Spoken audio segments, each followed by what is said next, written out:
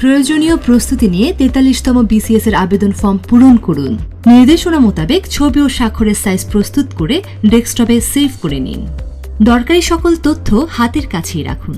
আবেদন করতে প্রথমে bpsc.teletalk.com.bd তে ক্লিক করুন। তারপর ক্যাডার অপশনে গিয়ে যোগ্যতা অনুযায়ী ক্যাডারে ক্লিক করুন। হেল্প মেনুতে ক্লিক করে হেল্প নিন। অ্যাডভার্টাইজমেন্টে ক্লিক করে বিজ্ঞাপনটি দেখে নিন। ফটো এবং সিগনেচার ভ্যালিডেটর অপশনে গিয়ে নির্দিষ্ট সাইজে আপনার ফটো এবং সিগনেচারের ভ্যালিডিটি চেক করুন।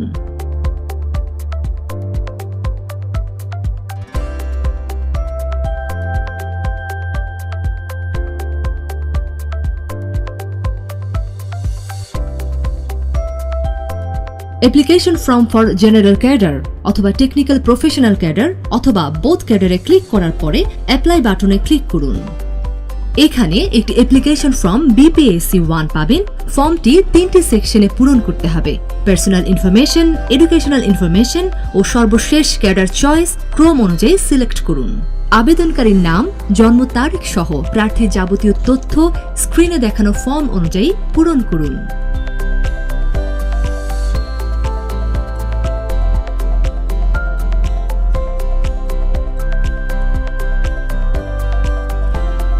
ফর্ম পূরণের সময় খেয়াল রাখবেন কোনো তথ্য দিতে যেন ভুল না হয়।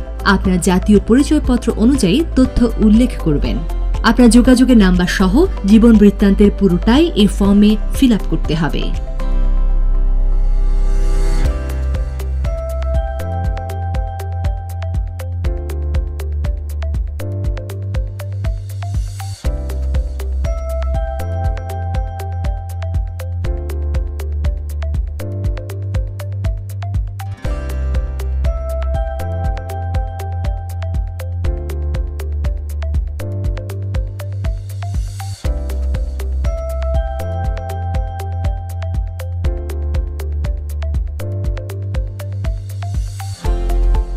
তথ্য পূরণ হয়ে গেলে নেক্সট বাটনে ক্লিক করুন।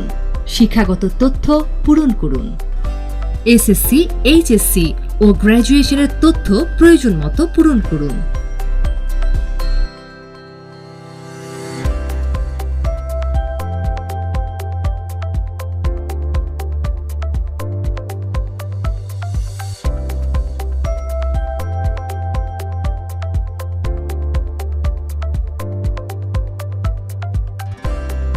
টেকনিক্যাল ক্যাডারের ক্ষেত্রে অতিরিক্ত শিক্ষাগত যোগ্যতা প্রয়োজন হবে।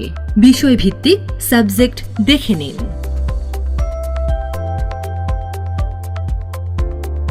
নেক্সট বাটনে ক্লিক করুন।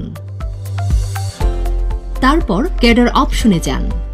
ক্যাডার অপশনে ক্লিক করে ক্যাডার অপশন সিলেক্ট করুন ও পছন্দক্রম পুনর্বিন্যাস করুন।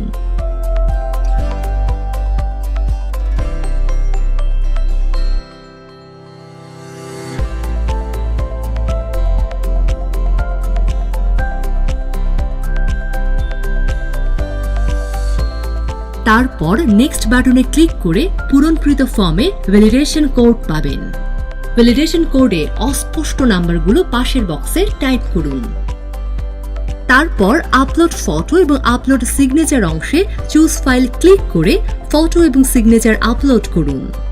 তারপর ঘোষণা শর্তে টিক চিহ্ন দিয়ে আপনার আবেদন প্রদানের জন্য সাবমিট দ্য অ্যাপ্লিকেশনে ক্লিক করুন অথবা পুনরায় প্রয়োজন মতো এডিট করুন। আপনার তথ্য সম্বলিত পূরণকৃত অ্যাপ্লিক্যান্টস কপি পাবেন।